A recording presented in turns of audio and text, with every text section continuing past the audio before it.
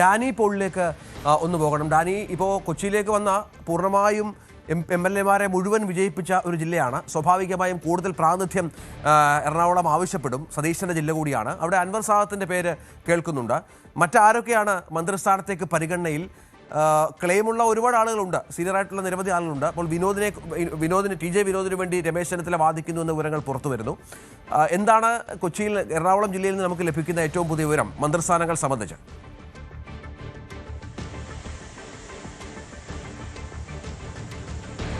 രഞ്ജിത്ത്, ഇതിൽ പൂർണ്ണമായും 14 മാർക്ക് വാങ്ങി ജയിച്ചു എന്ന് പറയുന്ന പോലെ തന്നെയാണ്. മുഴുവൻ പേരെയും തന്നെ ജയിപ്പിച്ചാണ് വിട്ടിരിക്കുന്നത്. അപ്പോൾ അതുകൊണ്ട് അർഹമായൊരു പ്രാതിനിധ്യം ലഭിക്കും എന്നൊരു പ്രതീക്ഷ ജില്ലയിൽ പൊതുവെ തന്നെ നിലനിൽക്കുന്നുണ്ട്. പക്ഷേ ആ പ്രതീക്ഷകൾ മാത്രം പോരെ, ഇതിനകത്ത് ഗ്രൂപ്പ് സമവാക്യങ്ങൾ, ജാതി സമവാക്യങ്ങൾ അടക്കമുള്ള ചർച്ചകളിൽ അതിൽ ചേരുമ്പോൾ മാത്രം അത്തരമൊരു സ്ഥാനങ്ങളിലേക്ക് നീങ്ങുകയുള്ളൂ എന്നതാണ്.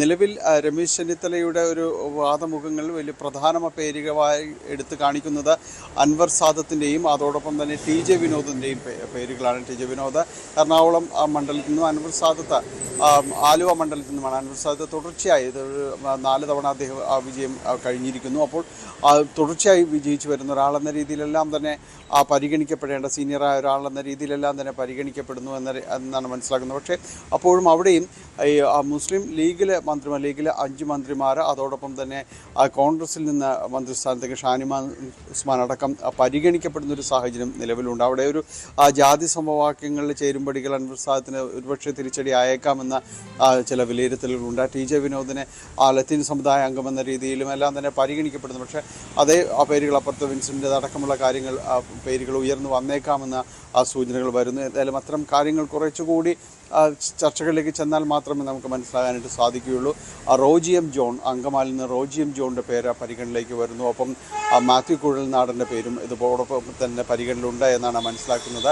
ഈ സംവരണ വിഭാഗത്തിൻ്റെ പട്ടികയിലേക്ക് ഒരു പക്ഷേ കടന്നു വരാൻ സാധ്യതയുള്ള മറ്റൊരു പേര് കുന്നത്തുനാട് നിന്ന് തിരഞ്ഞെടുക്കപ്പെട്ട VP സജീന്ദ്രൻ്റെതാണ്. സജീന്ദ്രൻ്റെ ഏത് രീതിയിൽ അക്കോമഡേറ്റ് ചെയ്യും? കാരണം അതിൽ KPCC വൈസ് പ്രസിഡന്റ് അടക്കമുള്ള പദവികൾ കൈകാര്യം ചെയ്ത് മുൻ MLA ആണ്. അതോടൊപ്പം തന്നെ ഒരു സാധ്യത കൽപ്പിക്കുന്ന ഒരിടത്തുമാണ്.